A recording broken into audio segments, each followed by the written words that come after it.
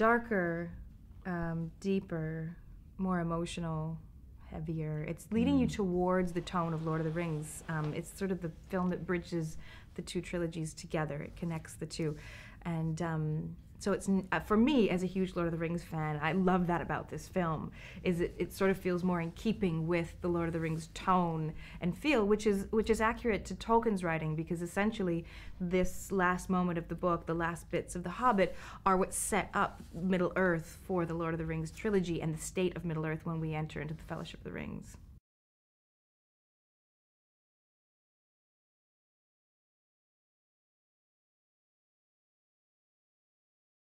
I don't think it does. I don't think Pete's trying to compare this. You can't really compare it. It's not, you know. I mean, I think he's responding to the material, and one of the things that's fantastic about Pete is that he understands each of the characters. But not only that, he understands the importance that an audience feels associated and connected to each of those characters continuously through that. So although you have this phenomenal and giant battle of five armies, you're constantly brought back to one of the characters that you've been on this huge journey with, and that is, and they're all going through that experience in their own way, they're on their own emotional path. So that way, you know, you feel you can relate to it, but you can't really compare this to, you know, Helm's Deep or right, you know, it's just not. It's not something that he ever says, oh, it's bigger or better. It's just he's responding to what Tolkien's given and stuff.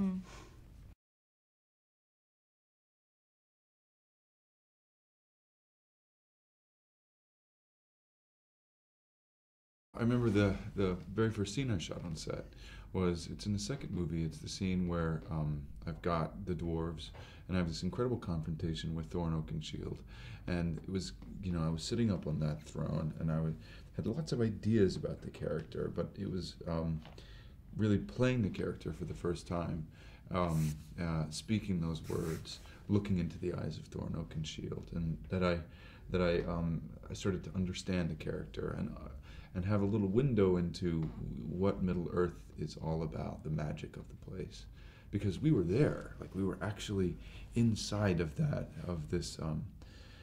The imagination of Peter Jackson, the imagination of Tolkien, and this kind of thing that we all created together.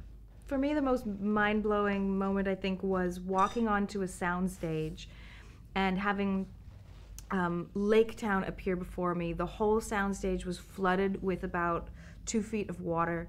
You had to be careful you stepped so you didn't fall into the lake. It was snowing.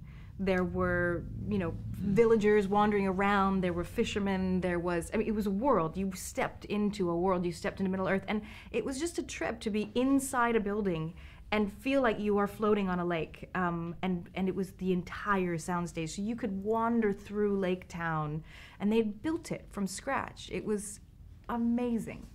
I think when I first got off the plane in like 1999, one of the first things I did was go to Weta.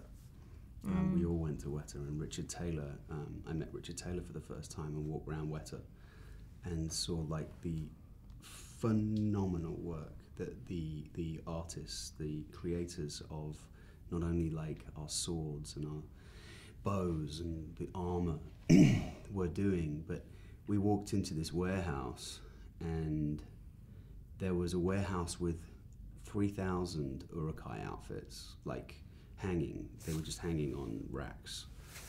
And I just looked at this warehouse full of these these suits, and I was like, wow, this is going to be a massive ride. And I hadn't really fathomed the size of it until I saw that, and it's all just kind of lived up to everything from there.